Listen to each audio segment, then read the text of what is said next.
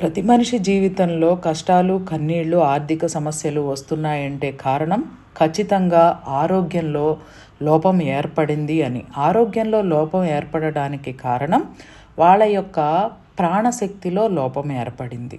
ప్రాణశక్తి ఎక్కడి నుంచి వస్తుంది అంటే తల్లిదండ్రులు భగవంతుడి నుంచి పిండంగా ఏర్పడేటప్పుడు తీసుకుంటాము. ఈ ప్రాణం ఎప్పుడు నిరంతరము ఒక శక్తిని కలిగి ఉంటుంది. ఈ శక్తి శరీరమంతా ప్రయాణం జరుగుతుంది. ఈ శక్తిని కాపాడుకోవాలంటే ఖచ్చితంగా జీవశక్తి అంటే ఆహారం మంచిగా తీసుకోవాలి.